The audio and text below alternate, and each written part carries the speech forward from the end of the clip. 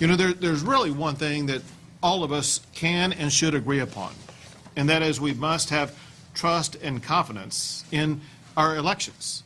And that's not just me saying that. That is the United States Supreme Court that says that.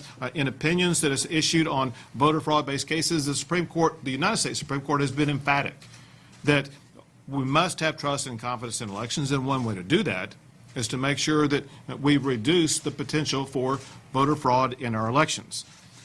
But the fact is, election fraud does occur. I know that in part because of my time as Attorney General in Texas, when I did make arrests and engage in prosecutions of people across the state for election fraud. The current Attorney General similarly has made arrests and prosecutions for voter fraud. But this isn't something that's partisan in nature, because even President Barack Obama engaged in prosecuting voter fraud in the state of Texas. When Barack Obama was president, he used his U.S. Attorney for the Southern District in Texas, as well as the FBI, to prosecute a voter fraud scheme in South Texas where cocaine was being used to pay voter harvesters. And so it doesn't matter what party you're in, it doesn't matter your party affiliation. What matters is our collective effort to agree and then to achieve the goal of ensuring that we promote integrity in the election process, and that achieves our goal of instilling trust and confidence in elections. So the bottom line is this: election fraud is unacceptable, and that's exactly why I made it an emergency item this session. And know this, because the fact is most people don't know what I'm about to tell you, and that is election fraud is far more than just a legislative concept or a goal to be achieved. In the state of Texas, it's a constitutional obligation. Texas Constitution, Article 6, Section 4 says this: in all elections by the people, the legislature shall make such regulations as may be necessary to detect and to punish fraud and preserve the purity of the ballot box. That is the mandate to these legislators, and that's exactly what they are seeking to achieve. Our objective is very simple, and that is to ensure that every eligible voter gets to vote. It's also to ensure that only eligible votes are the ones that count at the ballot box. The integrity of elections in 2020 were questioned right here in Harris County with the mail-in ballot application process.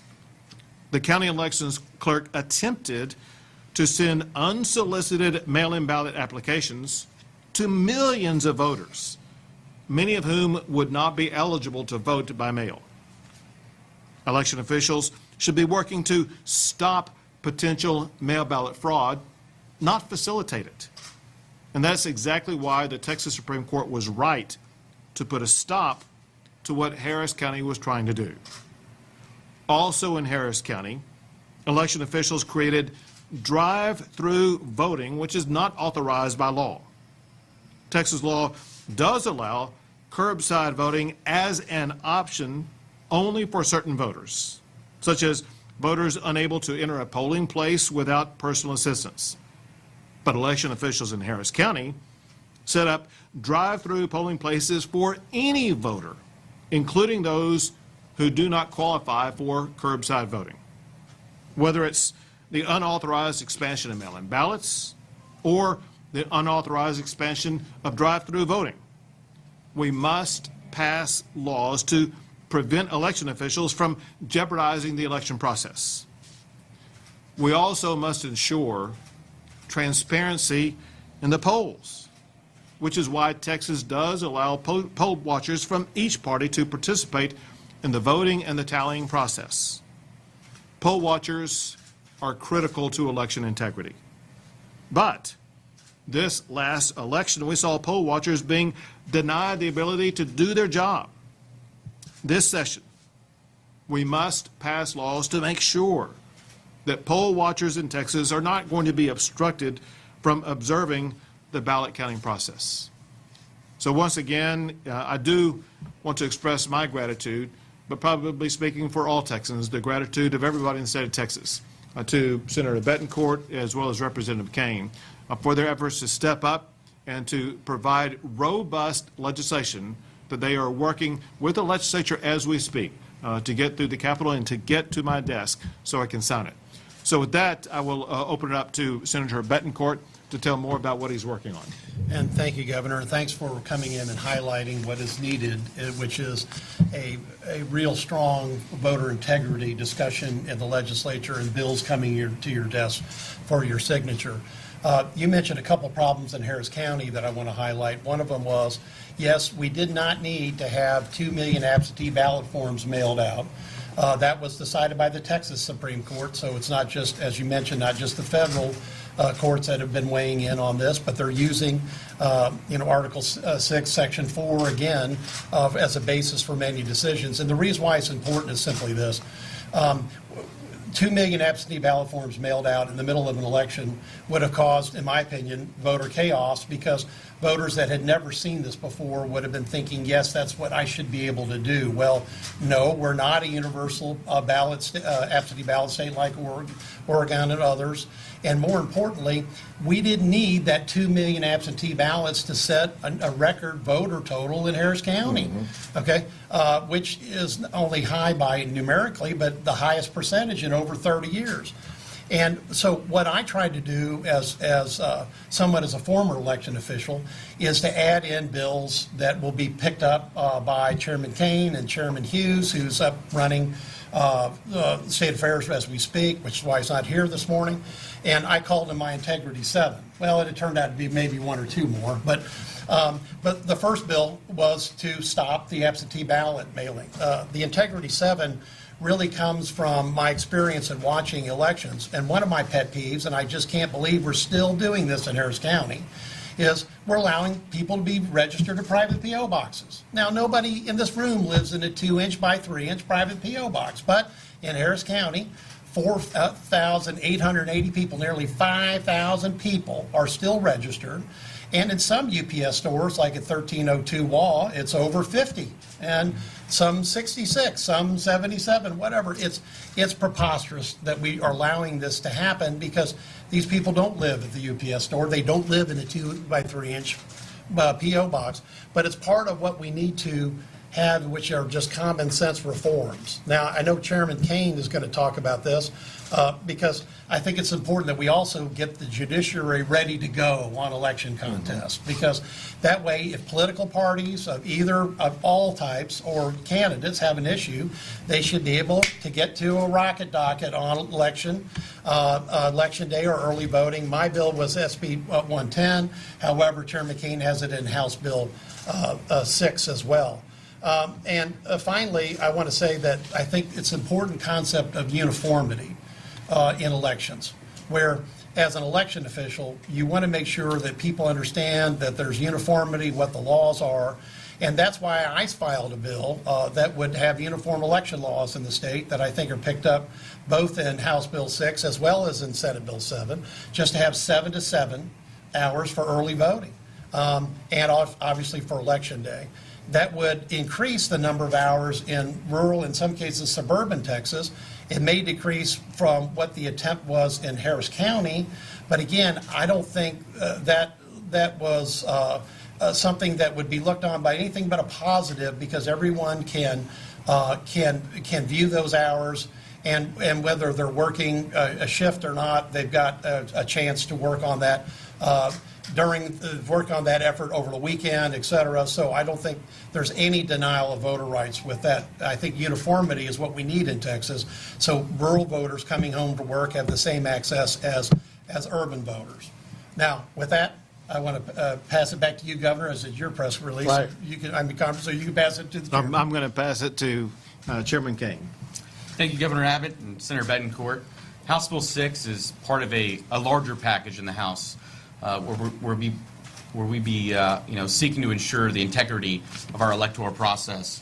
Since Speaker Phelan had named me as chair of the House Committee on Elections, I've met with multiple members of the House, discussed bills. We're working really close together, both sides of the aisle, to see what they want to have done this session. The House, as I would say, is the closest to the people. House members have heard from our constituents, and we filed bills based on the things that they've heard from them. And I believe it's incumbent on the Texas legislature to get this right, that elections, the bedrock of our republic, should be free, fair, and secure. At the main point of House Bill 6, the very beginning, is this idea that we should have standardized and uniform elections, that the rules are the rules. What the legislature said and how an election should be conducted, that's the rule. It's predictable. Everyone should know that. You know, in the Texas House right now, we've got members that are rural and urban, and there's different rules that apply depending where you live. I would say that a Texan from Lubbock should be able to move to Harris County or Liberty County and know when they'll vote and the times and hours of those voting. Again, that makes it fair. It helps rural Texans feel like they have the same opportunity as urban Texans. We must, of course, snuff out fraud. The idea that voter fraud is a myth has been disproven time and time again. Not only is it a duty of the Texas legislature to rid ourselves of that, as is said in Article 6, Section 4 of the Texas Constitution, but we owe it to people in communities that can be easily taken advantage of. By snuffing that out, we're actually helping them. You know, the only form of voter suppression is when an illegitimate voter, an ineligible voter, casts a ballot. When an eligible voter casts their ballot, what they're actually doing is they're silencing the voice of an American citizen, of someone that is eligible to vote. It's wrong, and we should stop it. Very good. With that, we'll take a few questions. I wanted to ask about 1114, one of the Senate bills in there. It seems to be a repeat of the voter purge issues that we had 2 years ago. It has a line in there about citizens, people putting in driver's license requests when they were not legal citizens yet and eligible to vote. But there's no limit on the time window of when an election official would have to act on that. Are we just not doing the same thing we did 2 years ago, where people who 20 years ago may not have been legal citizens, Sure, but have since become legal citizens, are going to be targeted? Jeremy, no. As a former election official, you have to scrub all that data, and you have to look at every individual data stream to make sure you understand what it means. What 114 does is allows the ability for Secretary of State to do cross-checks with data, but how you do it is up to good operational control as well as rulemaking. Now, the important thing was I did purges as well as roll cleanup as far back as 1998. When I came in as voter registrar, we had 50,000 deceased and felon registrations. And in 1998, we had that number was knocked down by well over 90% by the year 2000. So you always look at what your data is, and specifically, you have to use the DPS data very carefully to make sure granularity you understand that. Because, for example, felons, because of their term of service, they can come back, so you have to look at their probation period. So all that does is allow the event to occur, but it must be done with extreme attention to detail. But didn't we do that in 2019? Weren't those same rules in place when you asked No, the Secretary of State to do it? This bill was not in place, and those same rules were not in place. And so we're trying to provide structure to that because look, keeping the voter roll clean is the first part of integrity in the voter process. If you don't have a voter roll with integrity, then your election's open to fraud and questioning. So everything that's on this bill is on that bill as well as from my understanding as a former elections official of how to do it and how to do it right. Next question. Governor Abbott, how did voter fraud, do you think, influence election results here from the top to the bottom of this weekend in November? Well, when you talk about top to the bottom, it's a little bit more convoluted. What we look for and what we've seen in the past is that election fraud takes place. I have no doubt that it took place here in the state of Texas. We wait for allegations to be made. We don't root it out ourselves. Allegations are submitted to the Secretary of State's office as well as to the Attorney General's office, and then investigations are conducted. What we have found in the past, there have been some local elections, the outcome of which was altered by election fraud that took place. Right now, I don't know how many or if any elections in the state of Texas in 2020 were altered because of voter fraud. What I can tell you is this, and that is any voter fraud that takes place sows seeds of distrust in the election process. The more distrust in the election process, the more that it challenges the fundamentals of democracy itself. There is an obligation, not only in the Texas Constitution, but as articulated by the United States Supreme Court, that we remove that distrust by ensuring that we do all we can to ensure that every eligible voter will be able to cast a vote, but no one will be able to cast an illegal vote. Two more questions? How do we ensure the accuracy of machines and the allowance of observers that are imparted in hand counting? Would you start over again? How can we ensure the accuracy of our voting machines Right. and the allowance of observers, partial observers in hand counting? Sure. Go ahead. There are bills on that exact thing. One, you'd asked about the impartiality of hand counting. We've got legislation in both chambers that ensure that people can properly observe and watch to see how those things are being done.